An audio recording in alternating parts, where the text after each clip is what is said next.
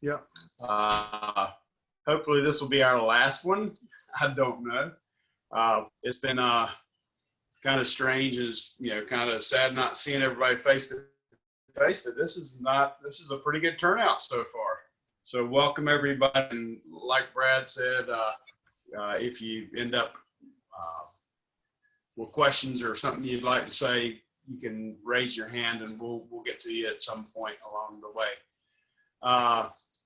And yeah, first of all, we do want to abide by North Carolina laws and recommendations and not gather. Apparently you can have groups of at least 10 now. Something just really weird happened to my screen. Oh, there you go. But hopefully before too long we can start having some meetings. But right now, this month, and I really hope that maybe next month we might be able to do something. We'll just wait and see. But we'll do whatever the state recommends that we do. We don't want to get in trouble, and we mostly don't want to get people sick. But again, I don't guess we can check in on social media. I guess you could if you wanted to. But again, we'll just kind of see how this goes. I don't have a whole lot on the agenda tonight, but like what? Can't what?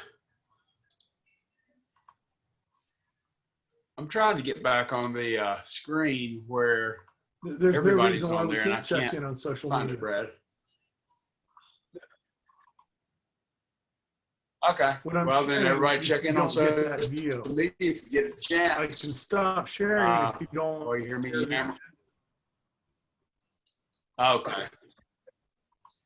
No, that's cool. Keep on doing what you're doing, because that's what you're doing. And Brad is facilitating this meeting. I do not run Zoom meetings. So anyway, we can go ahead and go through our officers' reports. First up, Jay, do you have anything to report on as far as our finances? No, absolutely nothing to report. I mean, we've got no new members, no new expenses, so we're just hanging in there. Did you hear me? Okay. Did you hear me? Oh yeah, I heard you. Came through just fine, Jay. Okay. Okay. Yeah. Well, great. Yeah, and I think with us getting dues in before the virus hit was a really great thing, because otherwise we could be in a little worse shape financially. But next on the agenda, Richard for communications. You have anything you'd like to share, Richard?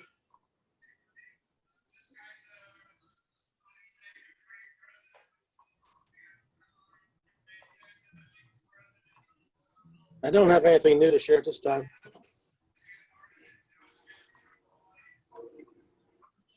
Okay. Y'all hear me? All right. Yeah. Yeah, we did. Yeah. We heard you, Richard. Anybody had trouble with, social media or whatever, just reach out to Richard and we'll get you hooked up. Hop Farm, I can't see who all's here. Is Steve or Patrick in the room? We made a lot of progress at the farm. I see Steve. Yeah. A lot has happened since the last meeting. We transplanted all 3 rows of hops. Okay. We transplanted all 3 rows of hops, removed the red soil, and put in a good thick layer of compost on each row. And we were out there last night checking them. They're all bouncing back really nicely. So we should have a bumper crop of hops this fall. Looks good.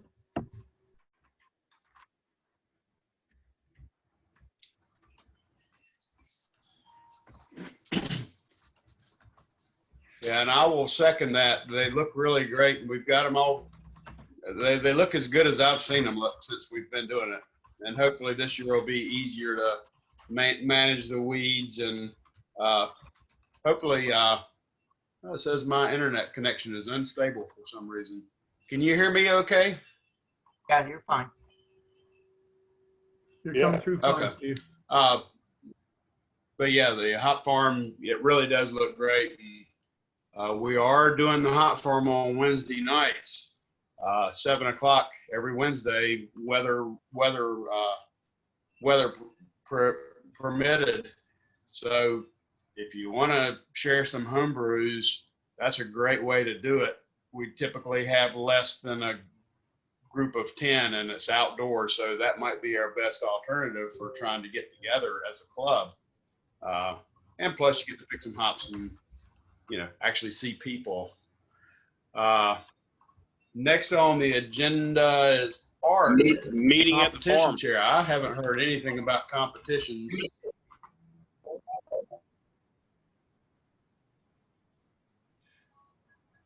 Is Art here?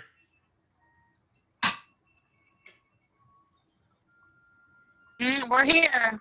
I'm looking. I don't We hear see him on y'all. the We list. He hear. was here earlier. But So kinda competitions froze are up. alive and well.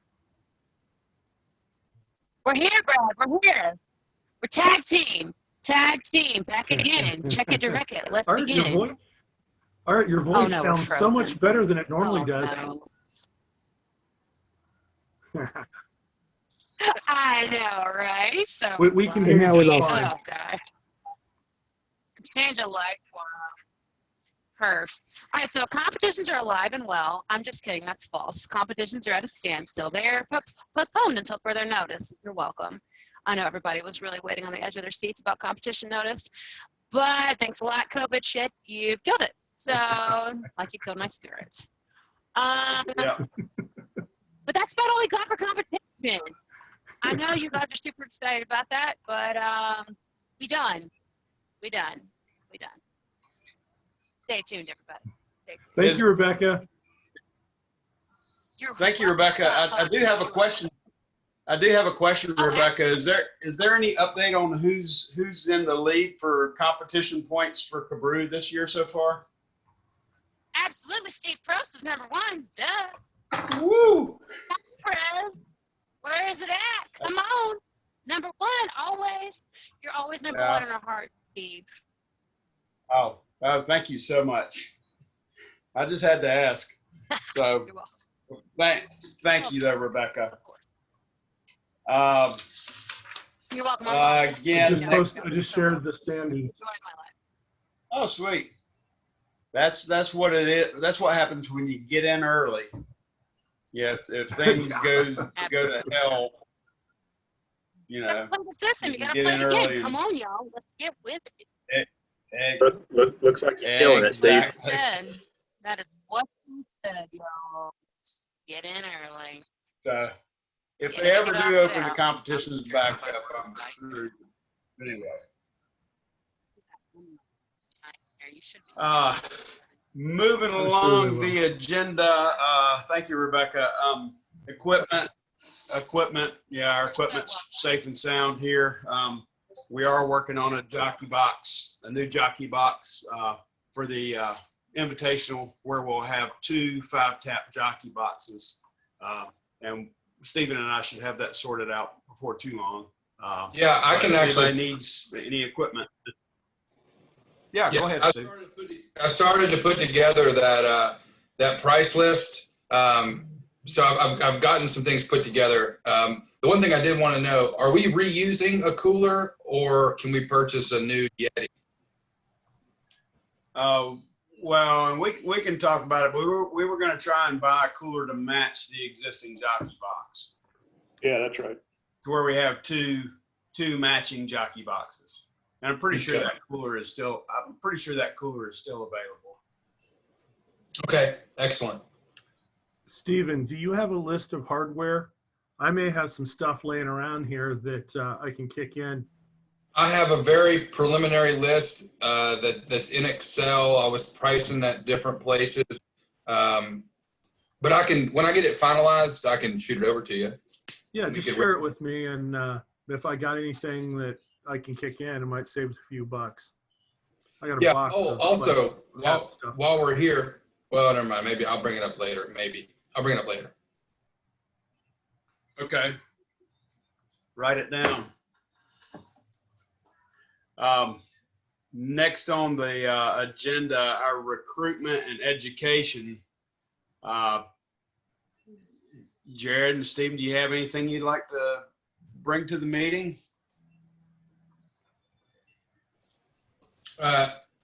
So for education, I'm still racking my brain on things we can do when we return. But I've got some stuff. I just don't have it written down. I know that sounds like I'm lying. I'm not. Hey, I It's have on the something agenda that I can't don't mind. access.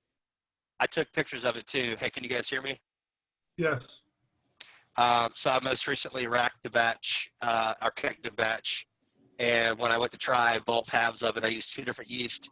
It tastes horrible. I'm going to dump all 10 gallons of it. But when I went to pull the carboys up out of the fermentation chamber and I used a deep freezer, there was mold all along the bottom. And both lids on my big mouth bubblers were pushed up and resting with a gap.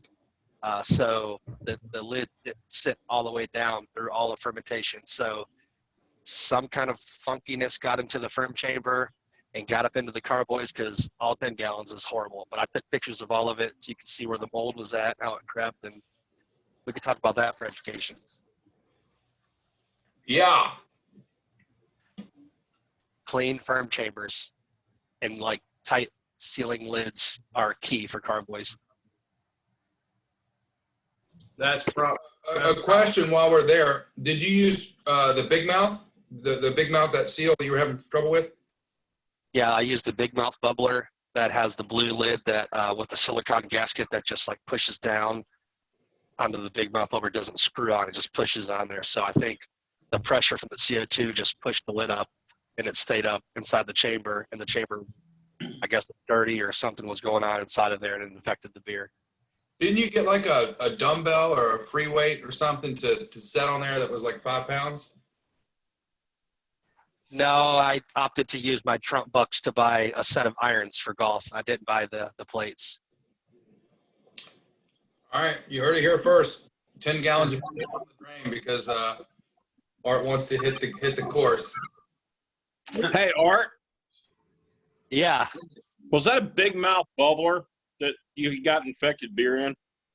it was. Yeah, and I've fermented. Gosh, I bought those bubblers probably 5 or 6 years ago, and I've had pretty good success. But here lately, the lids, I've been finding them pushed up, and yeah, Okay. it's, I don't know the seal or the lid or the maybe I need to replace the silicone gasket. I don't know, but it's pushing up from the fermentation. Hey, Art, real quick. They actually make More headspace. More headspace. they actually make 3D printed clamps that you could utilize with that. I'm looking for the link right now. I'll send it in the Zoom chat once I find it. Please do. That would be great. I had no idea they had those. Thank you. Thanks, Jeff.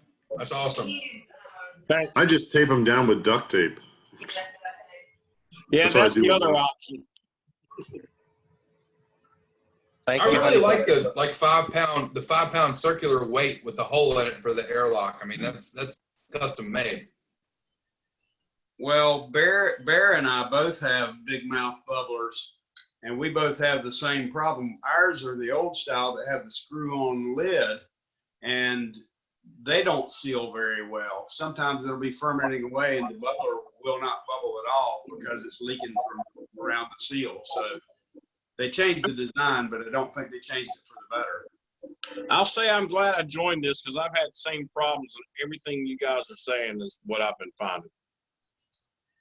So I'm sharing a thanks for link the info. that Jeff posted of little clips to hold your big mouth bubbler on. Dang, Jeff.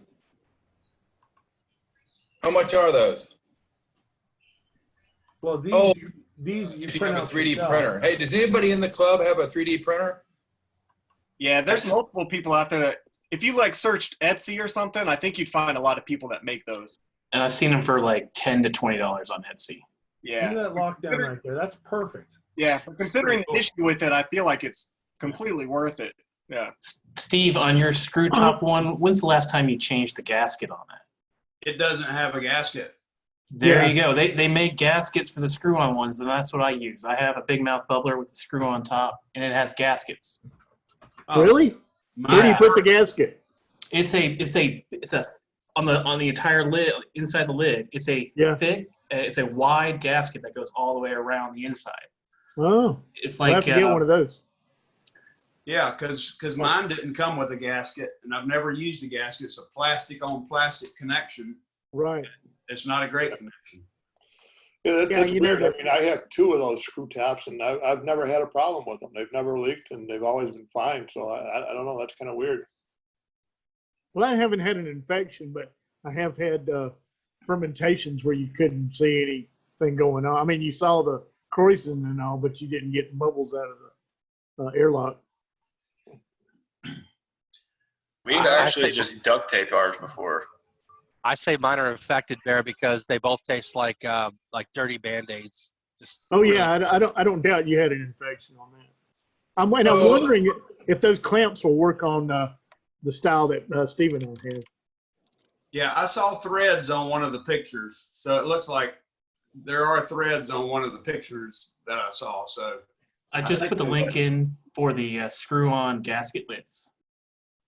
Yeah, the gasket for the screw-on. Thinking too, Art. So, who of the people who have had problems with their valves, do you think the temperature fluctuations, like if you cold crash in the fermenter, if that pressure fluctuation and the temperature change might degrade the gasket or degrade the lid faster? I know, Art, I think you do. Mine, I hadn't done that many beers in it, so it shouldn't be degraded yet. I've had the same gasket for I bought. Gosh, Brad, when did I buy those big mouth bubblers? It was pretty soon after I started, probably 5 or 6 years now. So, yeah, they've seen a lot of beer, and I do cold crash every batch, but I do 5 degrees every 12 hours. So I try not to shock the beer, but yeah, I don't know. I'll bring I can bring the gaskets in, I guess, next if we're still virtual.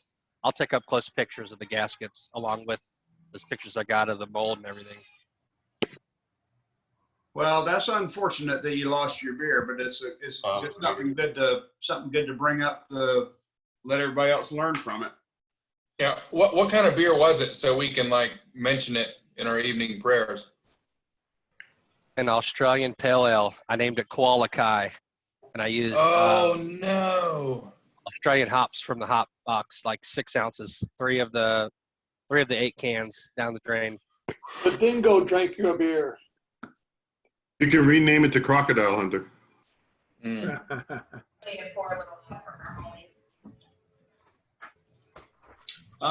We can just move on a little bit if you guys don't have anything else for education for tonight. I got one, Steve. Okay. So I know I sent pictures out to the officers on this. I don't need a screen share or anything. I don't have it together yet, but it's for keg cleaning. Kind of the method that I use. I use like a master keg that I have. What's that cleaner called? PBW. I have that in a cleaned RD keg, and I pressurize my other kegs once I've washed those out. I'll just circulate PBW through these kegs with jumper hoses. And I don't know if it's the best way, but that's at least the way I've found out how to clean multiple kegs at once. I think I had 6 kegs I cleaned within probably an hour and a half from really bad, nasty, I left beer in it to a clean keg basically. But I'll probably put something together, whether that's a PowerPoint or just like a quick Word doc or something, just showing you guys the process of how I jump the beers together or the kegs together with beer lines. So it seems to work because it cleans your dip tubes and your beer out. Basically everything that beer would touch, you put sanitizer in. So, but hopefully I can get that together for next week, and then I'll probably post that on the Facebook or something. I've got something I'd like to show. I don't know if any of you have been getting deliveries at home, but if you get these packets like this for putting cold food in, I refuse to throw them away because they seem like they're handy. So what I discovered I can do is I can take one, cut a hole in the top with a decent pair of scissors. And then they perfectly fit over a carboy, like so.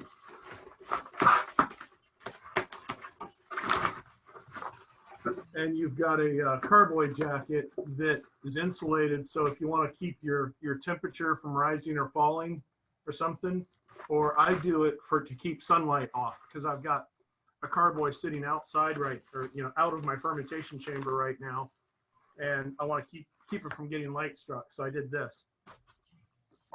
So that's a thing. I cut this little sticky side off right here, so shit doesn't stick to it. What type of bag is that? 5 or 6. And you can cut it bigger so it fits a big mouth. It's one of those things from the meals that you get like every week. What's that? Yeah, it's one of those things from those meals that you get, like make your own meal every. Yeah. This comes from, I don't know, wherever, Amazon.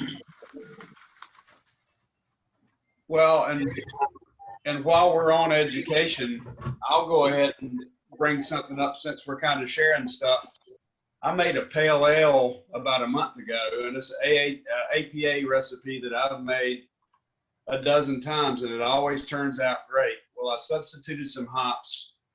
I usually use Northern Brewer, and I ended up using Magnum, and I put too many bittering hops in, and the beer was just way too bitter. And I don't want anybody to judge me on this, but my beer was too bitter and I didn't enjoy it. So Saturday, I took my keg and I dumped 3 Coronas in it and a Smittix. And I wanted to dump something neutral in there to knock the hop back. And I dry hopped it with some Cascade, and it turned out to be a great beer now. It was just way too bitter. The upfront bitterness was just way too much. It wasn't pleasant. But and I had about 4 gallons in the keg, so look who showed up. But anyway, if you keg beer and you have it's too bitter, and the aroma and taste was fine. It was just the bittering was just way too much. I watered it down with some cheap beer, and it turned out to be pretty decent. So you don't have to. It's better than drinking it and not liking it, you know. Oh, absolutely, because I did not like it. So anyway. So you didn't add that much volume, and it knocked it down to drinkable level.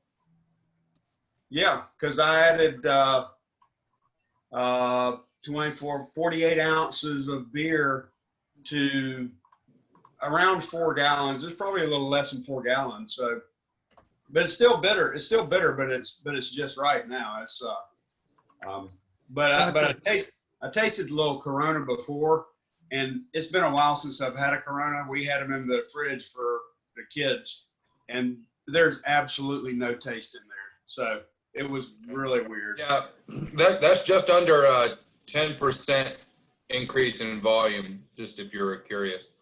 Huh. Patrick, okay. You had something. Well, that's cool. I would expect it. I would have expected it to be more. I thought so too, but that's all we had. So anyway, does anybody else have anything educational you'd like to discuss before we move on? I think Patrick's got something. Okay. Hey, Patrick? I had a question, but in all of that crazy discussion, it got answered. So I'm good. Let's move on. Thanks. Okay. I have a competition idea. If the competitions in the SAA are on hold for the foreseeable future, what if we just did one internally to keep the juices flowing? Would that be of interest to folks?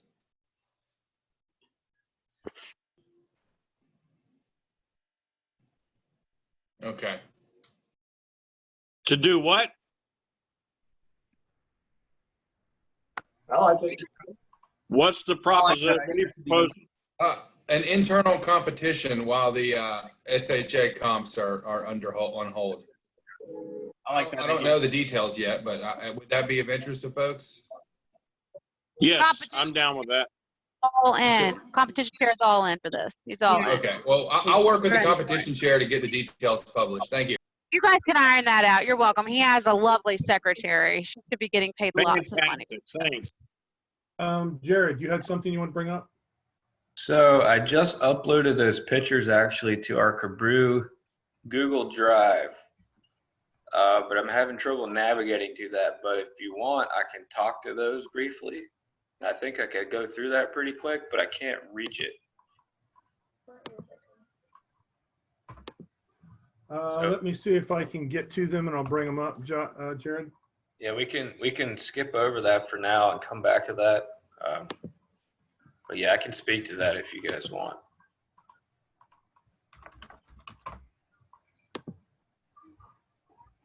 Give me 1 second.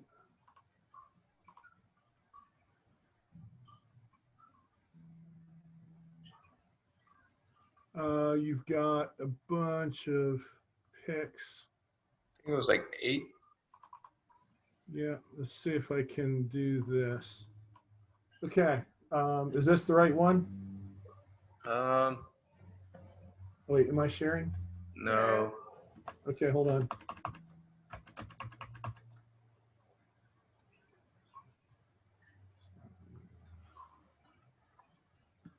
Screen share. Desktop 3. Okay, there. How about now? There we go. Okay, can you go back maybe? Yep. I think you can. It should be numbered. Let me minimize this.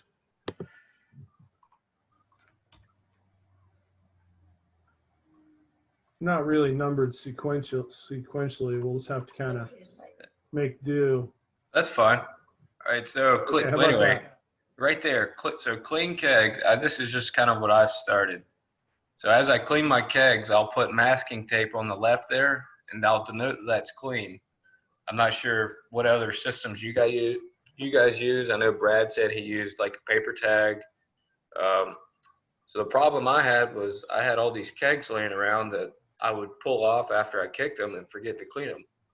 So as soon as I put beer in it, I'll rip that tape off and basically say, as soon as that's beer's in it, it's going to be dirty. So when I take it out, I know that keg needs to be clean. So here, this is kind of one way you could do like a single keg. So I'll just force carb the keg with sanitizer in it and then just pump that through the beer outline. And what you can do, you can daisy chain these together. Let's see.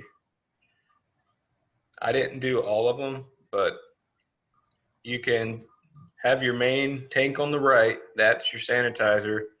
And you have equal pressure in the next tank. And you can clean X amount, at one time, just with a couple jumpers.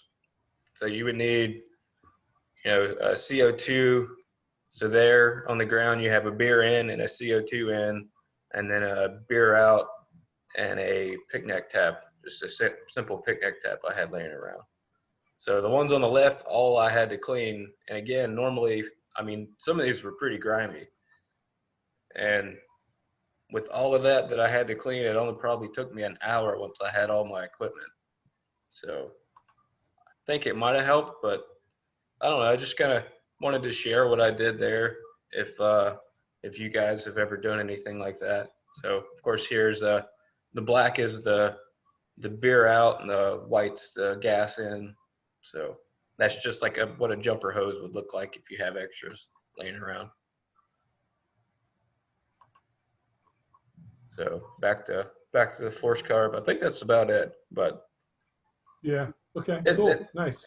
This also helps check your kegs for leaks. Make sure your posts are good. Make sure your gaskets are sufficient. Especially before you put beer in it, because all the sanitizer that I've used, PBW and Star San, it is bubble. It does foam when you use it. So if you have a leak, you'll know. All right, well, that's all I had. Thanks. Does anybody else have any education / equipment stuff to talk about? Yeah, I have something I found out. Okay. I found that, believe it or not, I like to try to do things all naturally. And I found out that you can back sweeten either dry beer that's been cleared with erythritol, which is keto friendly, and it doesn't, and it's non-fermentable, and it doesn't offer any tastes. Like if you use xylitol or any of those other wacky sweeteners, it just adds some sort of taste. So I tried it to a Scottish ale that I made, a wee heavy, that was supposed to be. What happened was, long story short, my mash temperature, I didn't realize that I didn't have it dialed in on my PID, and I was mashing at too low of a temperature, which takes away the sweetness. So yeah, the fermentation took off, especially with Scottish ale. It took it down to dry as a bone. There was no sweetness in it. So, and it was clear, it was beautiful. So what I did was, I said, well, I didn't want to add sugar to it because then it just restarts fermentation, and I didn't want to do anything to kill the yeast. So I added erythritol to it, sweetened it up. It didn't start fermentation, brought me back up to the gravity reading that I wanted to get. And it's one of the greatest tasting beers I've made, but with erythritol. What is that? Hold on. Okay. Patrick, did you have a question? It's this stuff right here. So I don't know if you can see it. Yeah, I got a question from Mike.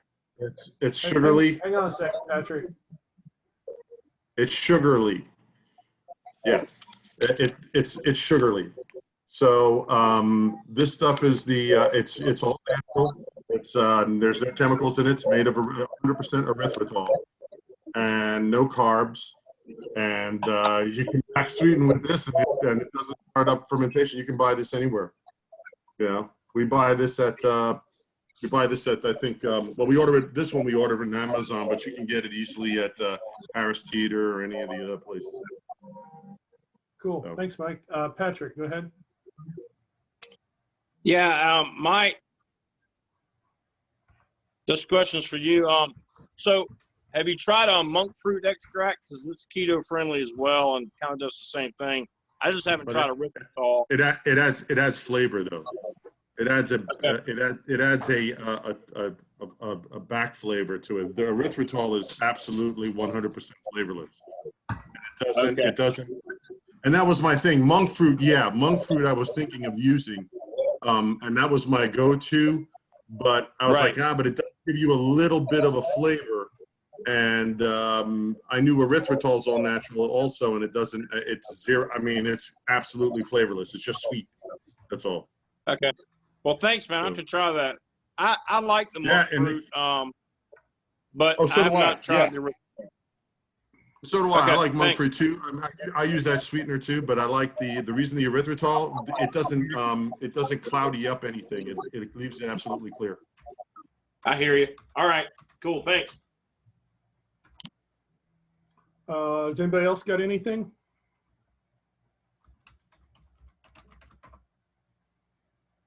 Okay, I guess it's time to move on then. Yeah, we can move on down the agenda. Next, we've got Brad for the NCHI. Things are kind of up in the air at the moment. Maybe we can sneak NCHI in before the second wave or third wave comes. Or Armageddon, whatever. I'm really getting itchy. I'm getting worried. Normally by now I'm a lot further on at this point. And I really haven't done anything because I don't want to start preparations, start doing stuff until I know we're actually going to have an NCHI. I mean, I'm worried. We're what, 4 months away? And 5, I guess. And I'm fairly worried. I mean, I don't know. You know, 4th of July, that's when we usually start buying butts because we can get them for 99 cents. But I don't want to lay in 100 pounds of butts and then not have NCHI. Well, we'll probably know a lot more about then. Well, won't we? not only that, Yeah. good luck finding butts at 99 cents. Oh yeah. Every 4th of July. Yeah, Yeah. but with the way things are going and the price of meat's gone up and the price of everything else going up. Right. There's a shortage of Yeah, meat. exactly.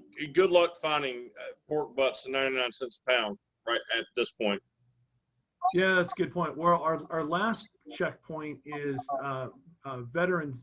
Is it Veterans Day? Yeah, Veterans Day. The first week of September, they go 99 cents then as well. But yeah, with everything being weird the way it is, who knows what's going on? Right. So it's a problem. I mean, if we missed cornhole and the money we were going to make from that, so that puts us behind, cash wise. If we can't get our butts for 99 cents, that's going to put us behind cash wise. We're going to have some problems this year if we don't start getting things sorted out soon. And there's nothing we can do. It's just we're a victim of circumstances here. So I don't know. In another month, I'm going to start really worrying, and we'll just go from there. Brad, if all else failed, we could just do a true potluck, and just people could just bring whatever they could. The important thing That's would what be we did the first couple of years. Yeah, exactly. So yeah. Do you think that there'll be a limit on the number of people at gatherings by then? I'm hoping not, because if there is, we can't have it. I mean, Well, phase three is supposed to be finished by July. So everything is going to be back to the way it was before after July. I mean, now I can't speak for if there's going to be, everybody's going to be there because they'll be afraid. But if you look at what happened in Michigan, or no, it was Wisconsin. Was it Wisconsin? I'll have to look at it again. Michigan. It was one of them where the judge said that the governor couldn't keep the order for a stay-at-home, and the judge rescinded it, and everybody flocked to the bars and breweries. They were like swamped with the tidal wave of people. So I don't know. It depends. I don't know about how North Carolinians will be, but I'm pretty sure there's a lot of people itching to get out and socialize. I'm itching to get out. And I'm a stay-at-home person. I love being at home, but I'm itching to get out. I'm ready to get out. And at the very least, we do need to follow the state guidelines and their recommendations.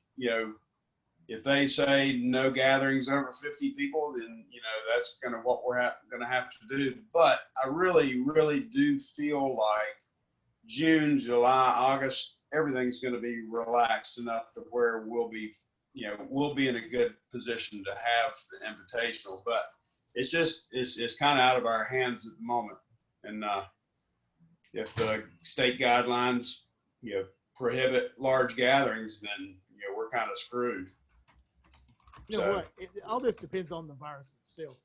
The first SARS virus just kind of disappeared, and the second one might do the same. Maybe the summer, the heat, or whatever factors may just drive it away, and we hope that it doesn't come back in the fall. So, if people start getting sick again, then we can all go out, if we want to.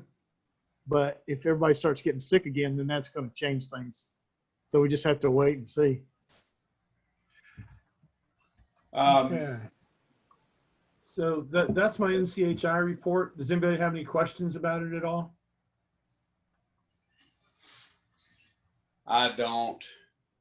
Related with NCHI is Jeff, our fundraising chair, which we were going to have the cornhole tournament for NCHI, and that kind of fell through. And Jeff, you have any thoughts on fundraising at this point for NCHI? I don't currently. I don't, just because, like Brad mentioned, it's just too up in the air. Yeah, I got nothing. Okay. Hey, Steve, how if somebody donated some cash for you to play one evening, do you think you could potentially raise money towards NCHI if you did like a Facebook Live session like you did the other night where you played music live? Possibly. Possibly. I mean, you know, we could do something like that. I mean, we can go offline. We can go offline and chat, but I would love to donate some cash towards you playing. If like the money that you raised went towards NCHI, I think that would be really cool. Oh yeah, that'd be fine. Yeah, something like that. I'd be willing to do that, and something or try and put something together like that. Yeah, that'd be great. I'd be glad to help with something like that. Thanks for mentioning that, Art. I mean, I don't know how much money might get contributions for me to stop playing, but I'll give you $10 not to play Freebird. I think we could come up with some creative ways to raise some money if we need to raise some money for NCHI. There's still hope that maybe we can squeeze a cornhole tournament in August or something like that to help offset some costs. But, you know, I think at the very least, like Bear had mentioned, you know, maybe if we need to just scale it back a little bit this year. I mean, I think everybody would understand if we have to scale it back and not have the amount of food or whatever. You know, I have high hopes that the NCHI is going to happen. But the real killer is Porta-Johns, and Porta-Johns go up logarithmically. The more people you get, the more Porta-Johns you need in a exponential curve. So yeah, if we scaled back the invitees and, you know, took it back to 8-9 clubs, then we'd only need 3 Porta-Johns versus the 5 or 6 we had last year. So Tim, can we dig latrines? What? I said, let's ask Tim if we can dig latrines. Oh, he's saying no. Oh man, Bear, you, oh come on, Bear, you were reading my mind. I'm gonna plant a shrubbery in Tim's backyard. We can use that. We do it like the GIs did it, man. I'd hate to see us scale it back, Brad, because I know there's a couple of clubs that are really excited to come this year. One in particular is Palmetto State Brewers. They didn't come this past year, but they said to go ahead and count them in. In fact, they sent a message to me a couple of months ago saying they were looking forward to NCHI. Of course, COVID happened, but still. You have no idea how much I do not want to scale back. I want to keep us growing. I want to get to our max size, which is 15. And, you know, I want it to be the event that we've always pictured it to be. And scaling back has not been in my plans. I'm just kicking around ideas for what do we got to do to make it happen, make it work. Yeah, and I think we have to, obviously we're going to have to go on a much reduced time scale for organization, but I think in a crunch we can pull it. We can pull it off if we're able to. I mean, if people are going to come, that is. Yeah. I'll get up with you, Steve, offline. Okay. All right.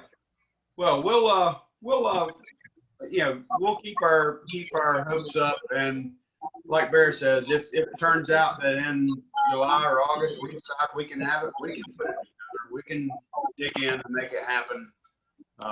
So we'll just have to wait and see on NCHI. Just keep your fingers crossed for that. Hey, Steve? Yeah. I just want to add one thing. I don't know. It might help if we kind of look at the other groups of brewery associations and clubs that want to come, to maybe have to ask a little bit more of them this year, just because of the situation we're all in, to make this happen. I mean, and I don't know what that means, but I guess my point is we want this to happen, and we want if all the clubs want this to happen and we're crunched because of money and all this other stuff, we may have to ask a little bit of help from more than usual to make it happen. Well, that's true. I mean, it's just an idea, because we're not the only club going through this. I mean, we're all going through this. Yep. So we'll just have to wait and see. It's going to be interesting, but we're going to push forward and try to make it happen. Just like try to make some club meetings happen and some things, but do it safely and do it within the letter of the law. So anyway, next on the agenda, we usually talk about upcoming events. I don't know of a single upcoming event. So everything's been pushed back or canceled. Rural Hill would have been last weekend. That's been pushed back to next year. So upcoming events, there's really nothing. It's just kind of whenever things,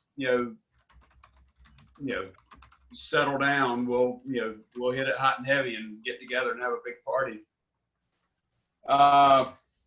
I don't have any other remaining business. Is there anybody that would like to bring something up for discussion by the club before we go into our tasting session? Yeah, Steve, I do. Oh, go ahead. Steve, this is Steve. I just wanted to mention to the folks, had filled the pre-orders that we had for the rhizomes from the different plants since we dug them up, and I have quite a bit of nice rhizomes left. If anybody's interested, let me know. I can fill those orders.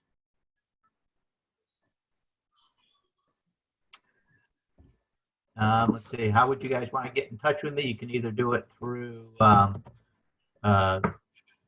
Facebook, or my phone number 704-650-4793. I'll put it out there in chat if you're interested. That's Okay, it. great. Thanks. All right.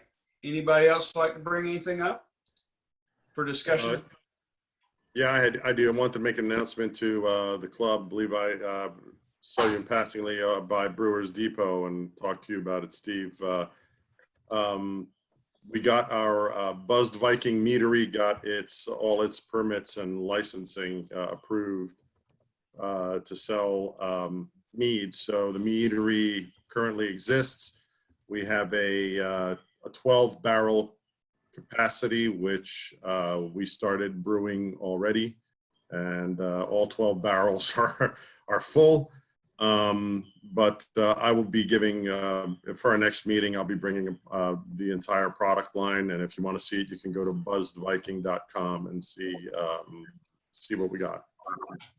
Congratulations, man. Where's this Thank at? you. Yeah. We have two locations. We have two locations. One is off of Davidson Highway in Concord, and the other one obviously is going to be up on top of Commoners on the second floor there. They're going to be the smaller batches because it doesn't support that much weight. But all my 2-barrel and 1.5-barrel fermenters are at off of Davidson Highway. Congrats. Thank you. Okay. Great. That's awesome, Mike. Yeah. Anybody else have anything they'd like to bring up? So you can raise your hand. Steven, go ahead. Yeah, this is what I was thinking earlier when we were talking about that, the jockey box and stuff is, I know most people just use Facebook if they have extra equipment or crap lying around, but do we want to start dedicating a time, maybe like 20 minutes or 30 minutes before the meeting, to have people maybe bring some stuff and say, this is some old homebrew crap that I'm either going to give away or want to sell? Like, so sometime that people who are looking for stuff, or like a physical, here's some of my old stuff, if anybody wants to buy it or sell it. Like, do we have a thing for that? Is there like a mechanism other than Facebook to do that? Or should we? Is that something that people would do? So you're saying like a pre-meet swap meet? Yeah, so like the first 30 minutes before the meeting, right? So not taking up any meeting time, just, here's some crap I've got for sale if anybody is interested. And it's probably a good way to offload some stuff, and a good way for people who are looking for things to know that, they're physically there, you can touch them and you can take them home. Something like that, like a swap meet, yeah. I mean, I think that would be cool, because if anything's left over, that can always go into like club raffles, or if it's in decent shape but nobody just happens to need it, it could also, it could go to use, I think. I think it's a good idea. Yeah. Okay. Anybody else? Did we find the plate chiller yet? Wait, you mean the Cold plate. The cold plate, chiller? yes. Yeah, so this is where I stopped making the list. Is I was reading through, and there was two sources for the plates, and I found some interesting information on the plate. So the plates, by the way, are the equivalent of like a 12-foot coil. So I mean, I guess cleanliness, but basically what I found, to answer your question, there are plate chillers for sale, and they're like 200 something. I got to look back. But what I thought was interesting, if people didn't know this about jockey boxes, is that the plates, at least at the 5 plate, are only like 12 to 18 feet equivalent of, like, I think it's 3/8 ID tubing or 1/4 inch ID tubing. Whereas if you bought a 25, a 50, or a 75-foot coil, you could actually serve warm beer and it would chill in the coil as long as you weren't constantly pouring. So something like NCHI can get by with a plate chiller because you're pouring and then you're stopping, you're pouring and then you're stopping. But if someone's doing something long term, like constant 16-ounce pours, it's better to use cold beer to start and the coil versus the plate. So that's just something to think about. So I don't know if we can on ice, like, and maybe try serving beer that's not fully encased in ice, or if people have given that thought. But that's just something I found interesting as I was reading. Yeah, I have I built a jockey box, and I put 2 sets of coils facing each other, and you throw ice on top of there, and those are really long coils that I bought from New York Brew Supply, and it chills the beer down to 34 degrees Fahrenheit, and you don't even have to pre-cool the kegs or anything like that. I could show you right now if you guys want to take a look. And I know where to get them, and they're not that expensive, those coils. Well, the issue we have is we want to make a 5-position jockey box, and to put 5 coils in a cooler might be hard to do. Yeah, it's tight. Oh, okay. I understand what you're talking about. Okay. So that's the problem. That's where the cold plate comes into play. And I don't think we've ever had an issue with our 5-position cold plate so far as the beer not being cold or whatever. But yeah, it's, but I think the heat transfer is a lot quicker on a cold plate than it is a coil. But I don't know. Jay, you got something to bring up? Yeah, I was just going to ask if anybody brought a beer and dropped it off over to Commoners for the swap there tonight. Send me a message in the chat so that you get your points for it. Okay. That's a good call. Hey, did we get any points for any of the competitions that we were supposed to enter, and we entered and were part of, but didn't, that got canceled? That's a good question. Yeah, I would say sure. I think everybody should get a point for that. Just somehow get your registration information over to Jay, and he can get you'll get points for entering a beer. Sure. Regardless of what happens to it. Cool. Right. Yeah. If you paid an entry fee and entered a beer, yes, you should get points for that. Yep. Okay, cool. Anybody else?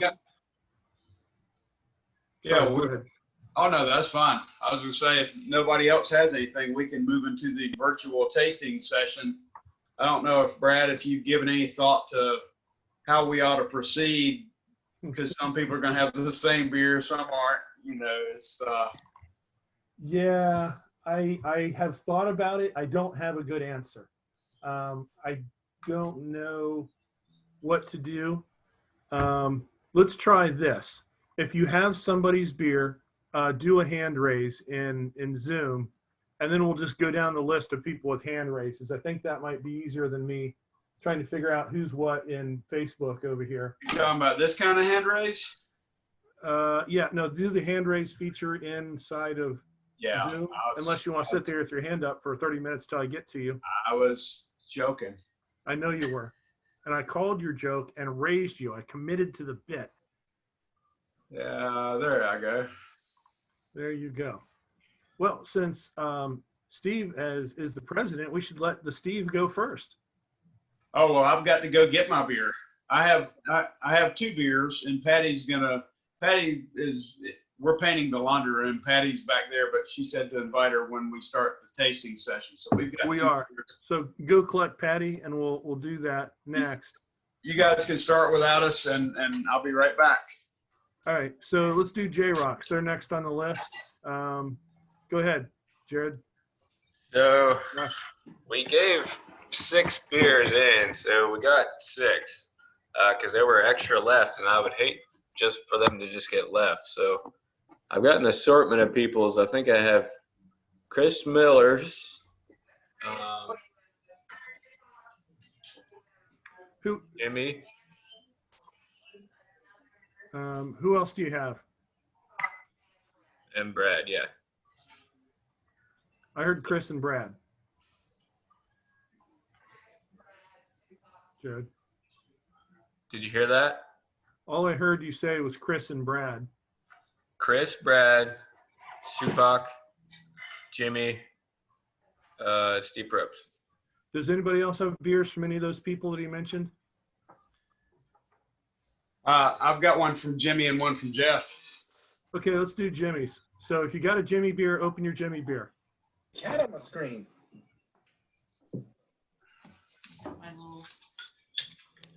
Is that a dog? That was a dog in the screen. It's a cat.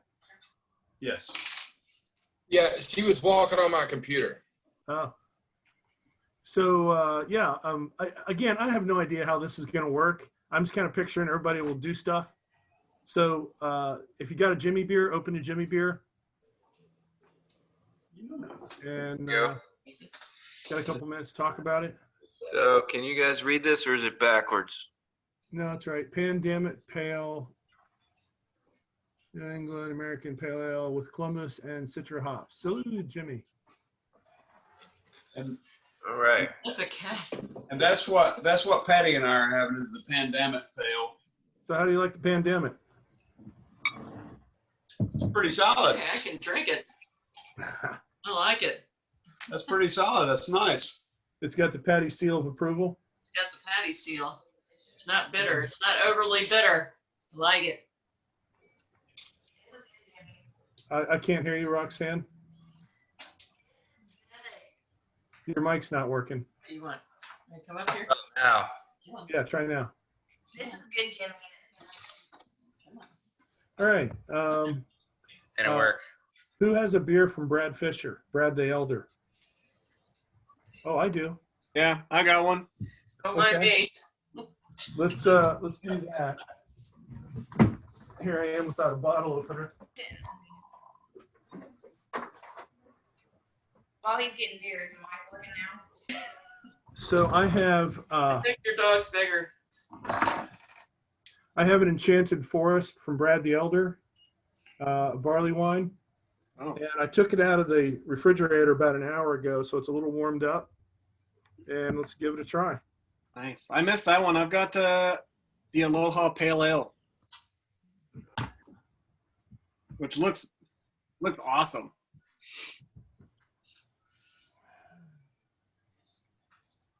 Nice aroma, Elder. Am I supposed to drink beer with you on my lap? Who made the Aloha Pale? That looks kind of cool. That's Brad. Brad. Cool, Brad. This is the barley wine I've got here. Ooh. Brad's. Or Elder, just to keep things straight. Yeah. No, that's really good. Of course. I like that. Okay, moving on. Jimmy, you tell us what you got.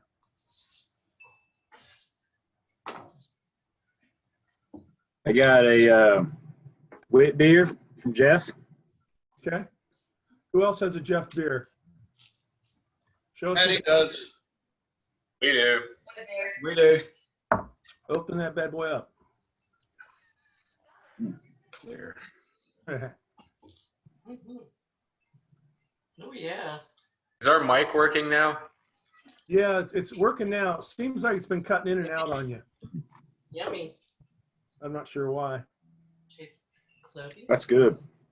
What yeast do you use, Jeff? Excuse me, dog. I'm busy. I have to look it up. Hold on. I'm actually brewing a wit probably next Saturday. It's too heavy. I can't hold them. There you go. Porter, I can't hold you and drink beer. That's not nice and orange. clear. Yeah. Your face right through it. Yeah. Really clear. It's good. Yeah. The 400. Yeah, I've used that on a previous one I did. It's a good yeast. Yeah, I liked it. It was solid. This is good. Thank you. All right, Chris, you're next.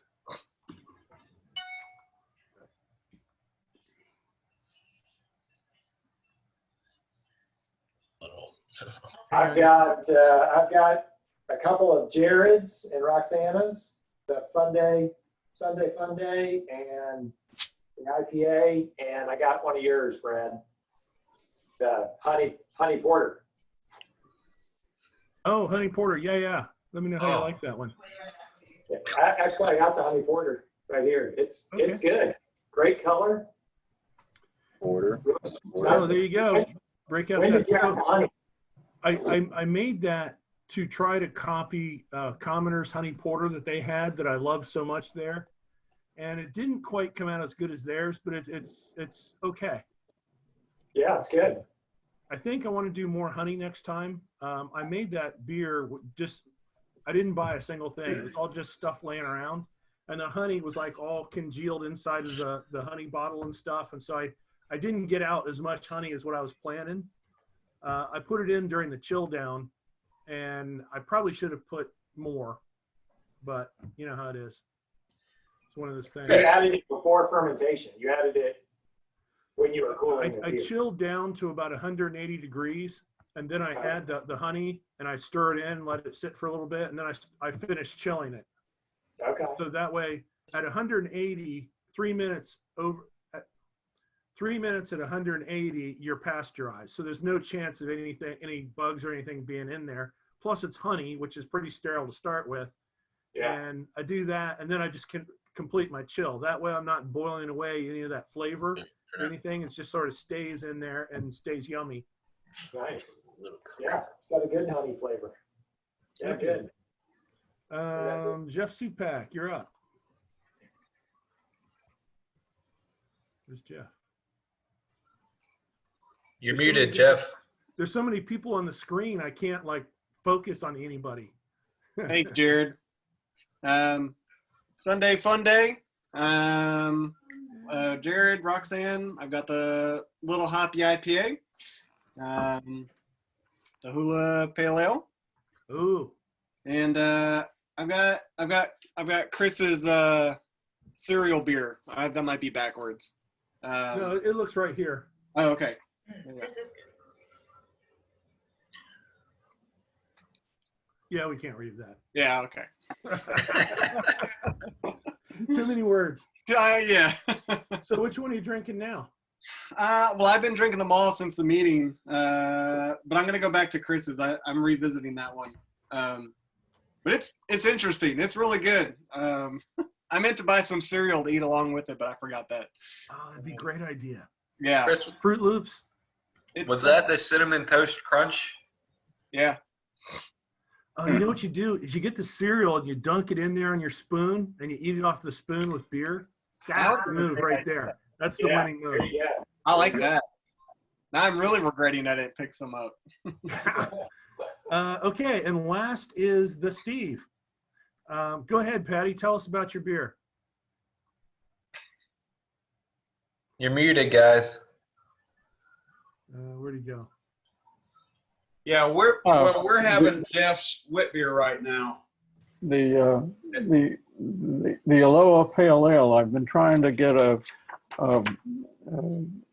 pineapple citrus notes to it, and when I first started doing it, I was using pineapple juice to get the pineapple taste. Now I've gotten down to where I've totally using hops, and the hops I'm using are the Hallertauer. What is it? The Hallertauer Blanc and Vic Secret. Yeah. Secret. And they seem to be working pretty well. Now later ones I'll be adjusting the Who's drinking that beer times right and now? amounts.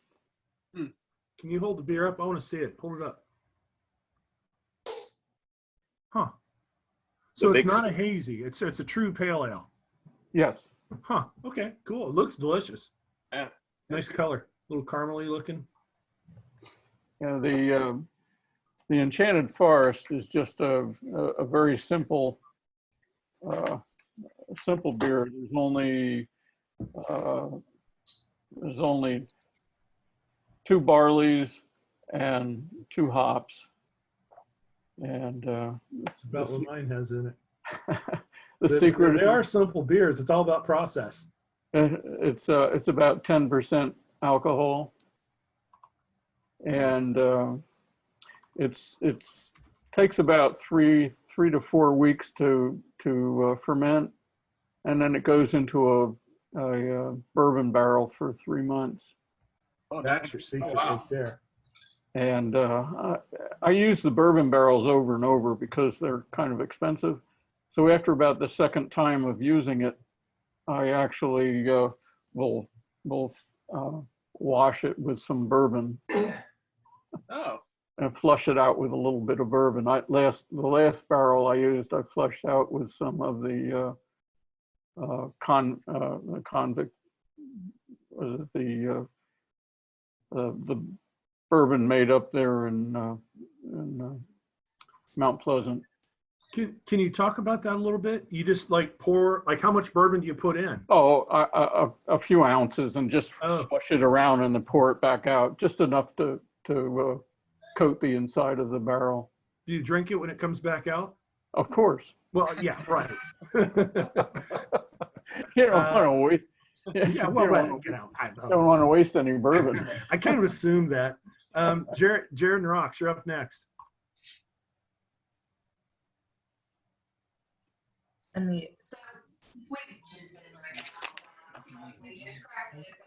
By the way, I've got some of Chris's brown ale.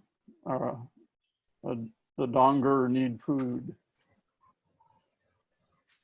Yeah. Wait, steak. We can't hear you, Rox. It's not picking you up. Hear me now? Yeah, now. Yeah, okay. We just cracked open Chris's beer, which is off the chain. Honey porter is really good. You got to look right at the computer or something. Yes. It's not getting you when you turn your head. Is this better? Yeah, right there's good. So we've had Brad's honey porter, Chris's cinnamon toast crunch beer. So let me find, hold on, Jeff's wheat beer. We started with something else. I don't remember what it was. And we haven't cracked open. We've got another Jeff. Did you do a Rogan beer? Yep. Rogan beer, whatever. The rye beer. And we've got Steve's something. What did you do, Steve? It's a wit beer. We have that one. I use the same yeast as Jeff, but my wit's different than yours, Jeff. Oh. Well, let's try that one. Yeah, there you go. You can compare that one. Jared, I saw you take a drink of something a minute ago and make a face. What were you drinking?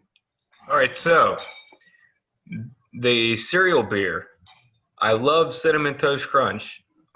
The nose, you get Cinnamon Toast Crunch, and you drink it, and you get Cinnamon Toast Crunch.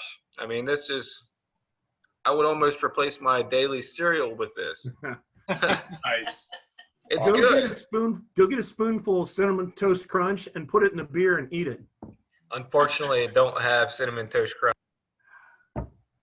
Just pour the beer in a cereal bowl and drink the beer out of the cereal bowl. That's what I'm talking about. But It would be good with Cheerios. Yeah, Beerios. Drive to work. Yeah, Cheerios. That's it, Beerios. Steve, this one is good. I like it. Oh, good. Thank you. So at this point, It's sort of open. Everybody can unmute. In fact, yeah, if you want to unmute, just go ahead. And this is just now open talk and, discussion. So don't be shy. Okay, I have a beer here that I have no idea who it is. That's me. That's my honey porter. That's your name? Well, oh, BH. I thought that was the name of the beer, like bad hops or something. Well, we could go with that. No, What- that's Brad what is- and what- honey porter. I did what do is a it? good job of labeling. It's very good. Thank you. What'd you think of the Enchanted Forest? I like the Enchanted Forest. I gave it a good amount of time to warm up, so it's basically room temperature now. I really like this. I feel like it needs, I don't know, another few months to age, like another 6 months, and it'll be. Well, I put 2 6-packs down in my crawl space, and I'm not going to open them up for about 1.5 years. That's the move right there. Yeah, it's really a good beer. I mean, some people make a barley wine and they make it too hoppy. To me, a barley wine shouldn't have a heavy hop presence. It should Right. just be balanced. And this is right there. It's everything I want in a barley wine. Nice job. I've been working on a brown ale, and I've tried a new ingredient, which I call it sweet barley brown because it's kind of sweet. And I'm using a malted sorghum. Huh. I've heard of that, but I've never done it. Adds an interesting flavor. Yeah. It's Hey, pretty Chris. historical too. Hey, on that note, Brad Elder, sorghum was used many times in colonial days for beer, along with molasses. Colonial style beers used a lot of that. Yeah, I use molasses. I use molasses in my porter. Good Chris, stuff. I got a question for you. The honey porter you did when we did that public brewing at 26 acres. Yeah. Not honey porter, honey blonde, right? Yeah. I still have it. Yeah. I have not opened it. Have you opened any of those that you bottle conditioned? Well, I guess you bottle conditioned all of them, right? Yeah, I did some of them with corn sugar and some of them with table sugar, and the corn sugar turned out better. I don't know. I want to say the table sugar ended up leaving some things floating in it. I don't know what it was, but so the bottom, some settlement. But yeah, but I just had your blonde. It's delicious. It's really good. Thank you. Yeah, I'll be sure to chill that for the next meeting. You're blind. I completely forgot about that. Yeah. I think I need to address the elephant in the room. Drew Dowling, you're not wearing an orange shirt. What the hell's up with that? Have you given up on Clemson finally? Well, they're not playing this year, so, That's right. It's over. I'll be right back. Oh, shit. How come he doesn't have a beer in his hand? He's gonna come Yeah, back. the world's going downhill quick. Hey Jeff, in your whip beer, what kind of wheat did you use? Did you use white wheat, or do you know what kind of wheat you used? I think I just use normal white wheat. Yeah, nothing special. Because yours is really clear, and mine's still a tad cloudy. Flaked or malted? I'll have to look that up. Let me know. Yeah, this is Steve's. Probably malted, actually. I think I use malted wheat. Well, let's go side by side. Whoa. Flaked would definitely give it a hazier appearance. Yeah, I just got white wheat from Brewers Depot, but I don't know which one it was, but it was just white wheat. All right, so I actually have on a purple shirt. It's my orange Solo Cup purple shirt. But just to make you happy, Brad. Ah, no! That's not going to make anybody happy. There, better, and I do have a beer in my hand. Oh, there you go. All right, you have covered all of your bases finally. Well, I've covered all of something. Brad the Elder, what yeast do you use in your barley wine? Say again? What yeast do you use in your barley wine? I use Maris Art of Pale, Crystal 140, yeast, Cascade, and Chinook. No, what yeast? What yeast? White Labs, WLP, not 099, a high gravity yeast. That's their super yeast, or whatever they call it, mega yeast. I just use SO4 in mine.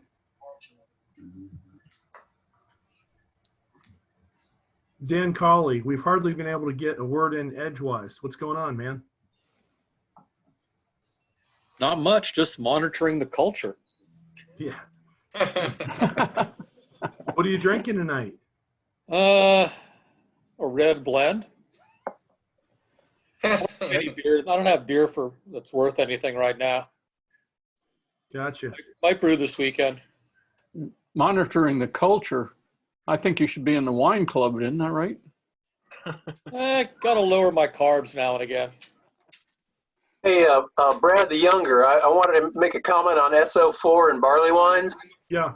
I happen to have had it was probably my fault because of fermentation temperature, but I had quite a phenolic barley wine that was SO4. So I probably should have oxygenated more and did better temperature control. But I think with the SO4, you probably need to be pretty concerned about treating your yeast with kid gloves, because otherwise you get phenolic, I think. At least I did.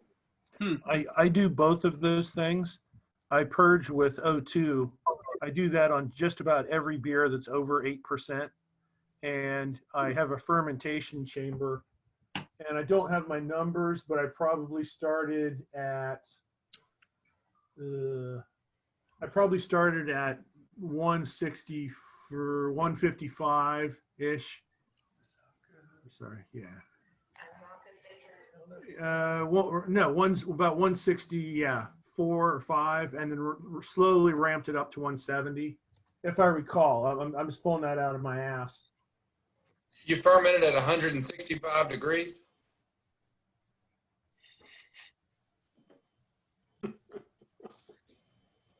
Yeah. Well, he Yeah. said it's coming out of his ass. Wait a second. Sorry. I'm off by only 100 degrees. Yeah. Extra one makes a big difference. Yes. Sorry. Yeah. I'm sitting here looking at my mash temperature, and that's what kept screwing me up. Had to. Mm-hmm. Hey, barley wine question. How's S33 with the barley wine? It's an English yeast. It would be fine. That would be Okay. more like what Brad the Elder's doing. Okay. I just haven't really done a barley wine, and I want to. And I like S33 and thought it'd be good. Sure. It's an aggressive yeast. And again, I'd keep it cold. S33 is good down to 50 degrees. So you could start it out around, 58 and slowly let it ramp up. Okay. Thanks. Yep. What you reading, Jeff?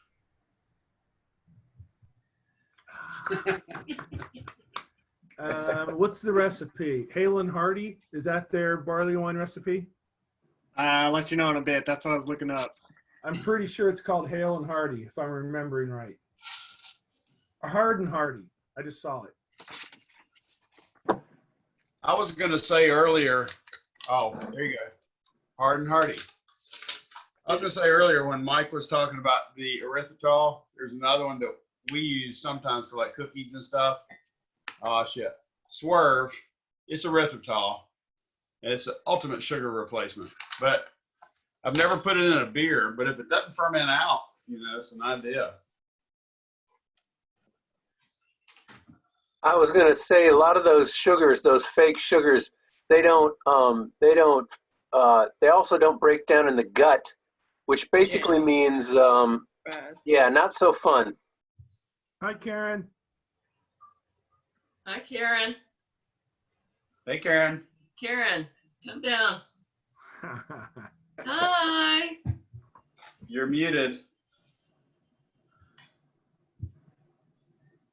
Now you can talk. Hi, Hi. How are you? I'm good. I'm bored. I'm lonely. Understand. I'm missing you guys. I know. Soon. I hope. And you have to live with Dale. He's not so bad. At least I'm not a worst nightmare. There you go. Yeah, well, you know, you can only have one. Get out the Nerder app. I can get that later. Because it says they're having trouble changing.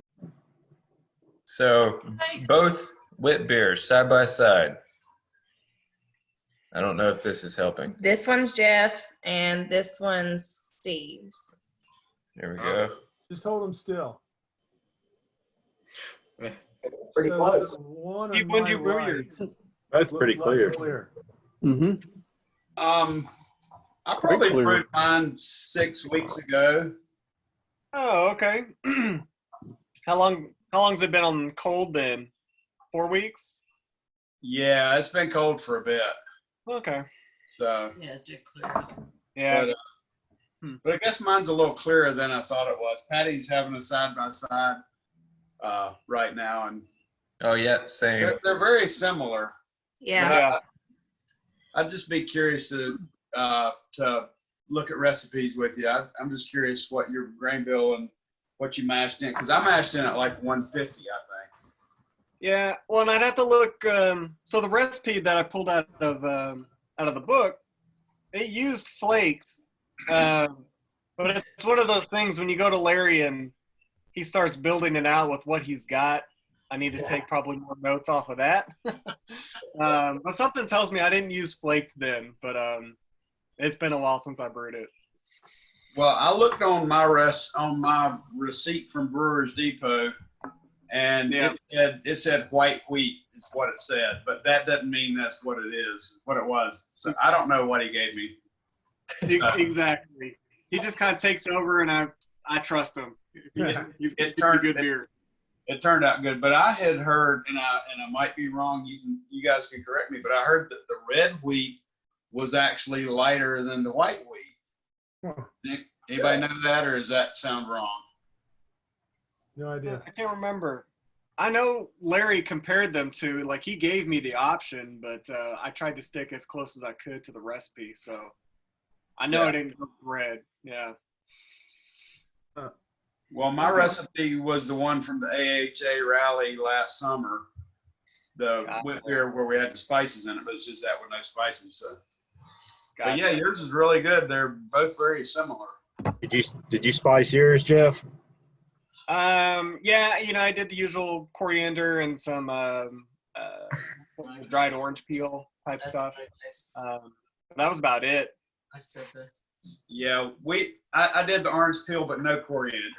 So that's probably the That's difference. the difference. That's probably the difference then, yeah. Hey, Jeff. I did. I like coriander. Yeah, Larry suggested not to crush it. I think I still ended up doing that, just because that's what the recipe called for. But yeah, he recommended not to crush it. So I don't know what other people do, but I've crushed it before. Yeah, Yeah. I've crushed it too. Crushed it. Wait, what did you not crush? coriander. Huh. Well, I mean, I did crush it, but Larry advised to not, I guess. Yeah. Okay. Hey, Jeff. So I actually just finished it.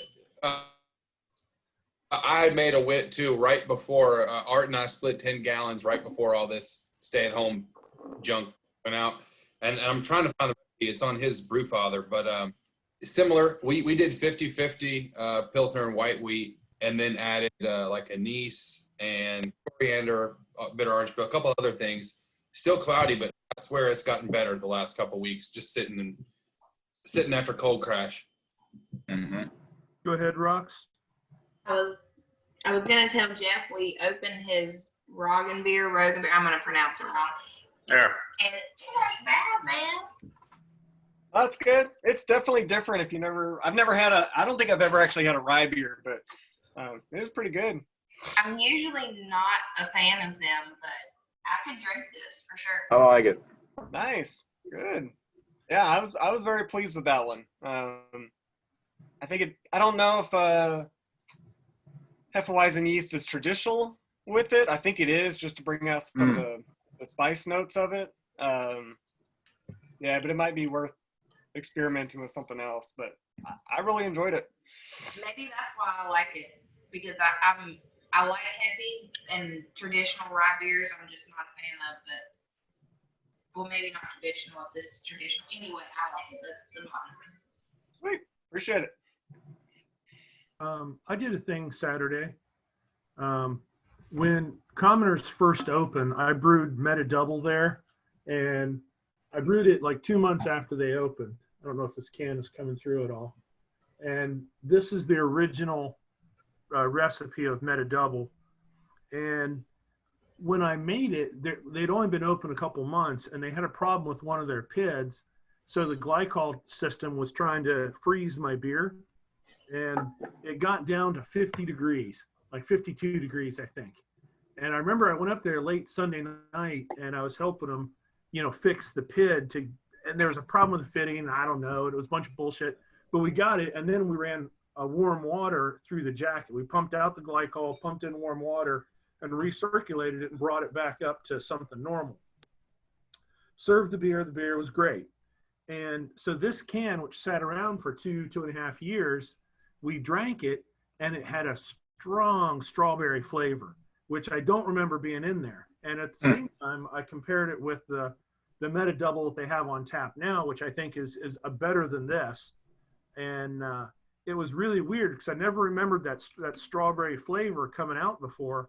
But when I compared the 2.5-year-old one to the one that's 3 months old, 4 months old, definitely the one that they have on tap is better. And I don't just say that because I made it, but because it's really a better beer than this one. Although I like this a lot. I think a few of you have had this with me sometime or another. But that was really interesting to taste old and new together.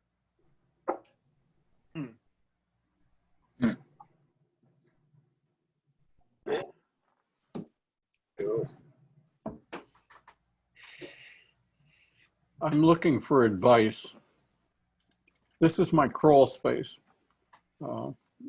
At least the back half of the house crawl space. It's 8 feet tall. Actually 8 feet 3 inches tall. And I want to put my brewery down here. Are you electric? I can put in electric. I can put in lighting and everything. But I mean, is your brew deck electric or is it fire? No, it's gas. You're going to have to vent it. The problem I'm having is what to do with the floor. And I've gone through concrete, pavers, and my latest idea is just to put in pressure treated lumber and put in a wood floor. I have a French drain that runs out to a drainage ditch. So I can tie into that for getting rid of effluent. Any ideas on what kind of a floor to put in? There's the French drain. Say again? Can you get a concrete truck anywhere near? No, well, it would have to be one of these snorkel trucks. It's way in the backyard, and they can't pump it in.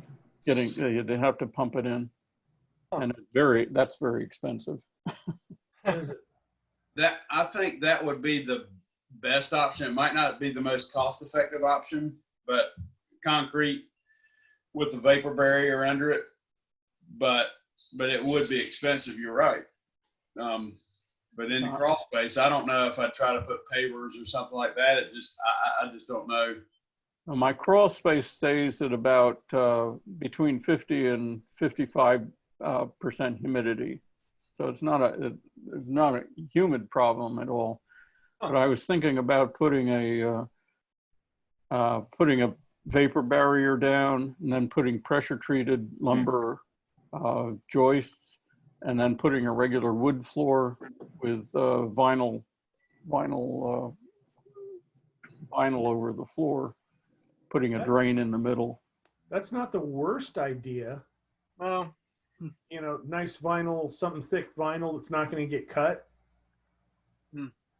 Yeah. Luxury vinyl. Yeah, vinyl planks. That's what. That's That what we new have. stuff they're using.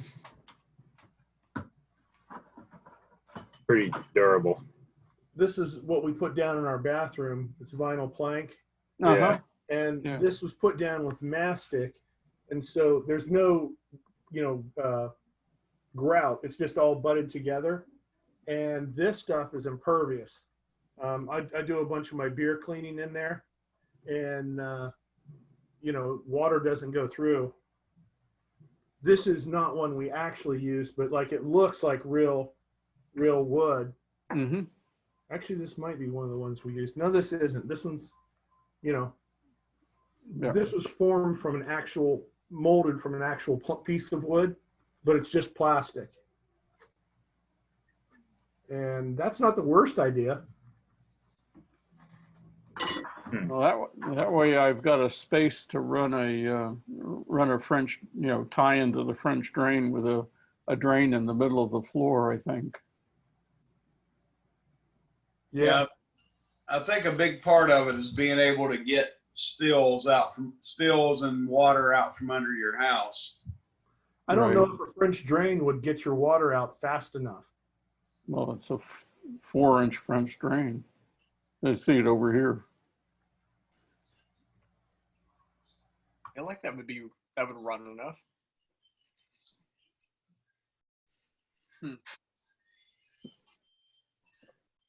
How big of an area do you have down there? Like, how wide and what's the length of it? Yeah, right now my brewery's in the garage, and I have to take it down every time I want to brew something. I've got to take Same everything. problem. Set it all up, brew, tear it all Take down. it down, set it up. Yeah, that sucks.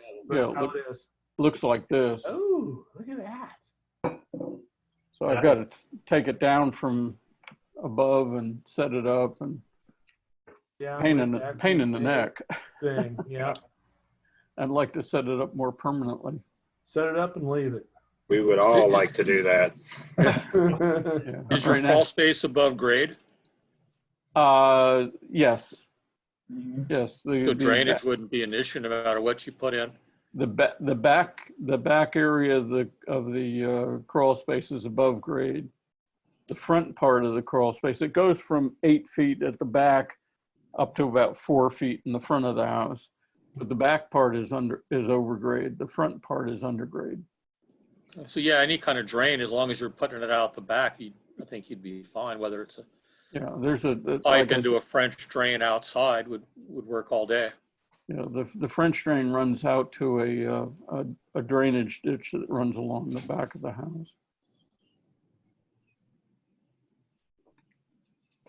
And as far as I know, there's nothing in the brewing liquids that I can't run out to a stream. The only thing I would be worried about is with maybe, if you're dumping, PBW that's still active or something. But maybe that's even not so bad. I wouldn't think that's an issue. Yeah, all right. Just an idea. Well, the one thing that I would be concerned about is what Brad said earlier, is just venting the gas out while your burner's going. You need to. I plan on putting a exhaust hood in. Yeah, you need an exhaust hood for the vapors, for the water vapors, oil off, but you also need something for the gas, Right. Maybe, can you put back the room behind you again, please, Brad?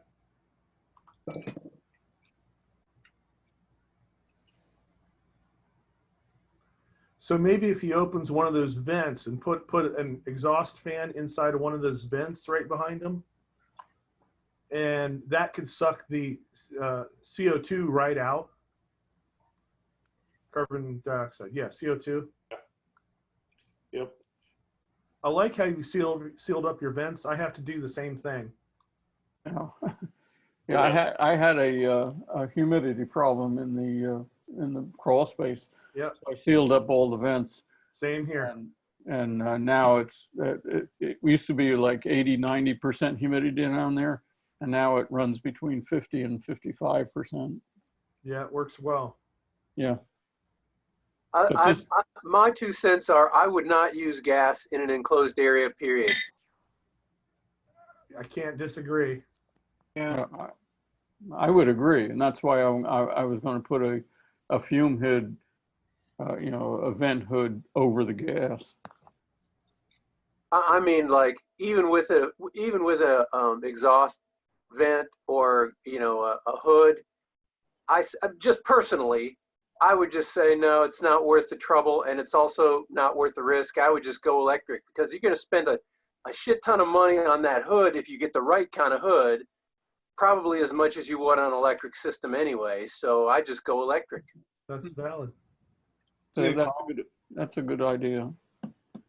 Yeah, I think I can get electric heaters that I can put into the oil tank and the recirculation tank, the hot liquor tank. Yeah, it's easy to do. That's what I did with my one brew system vessel.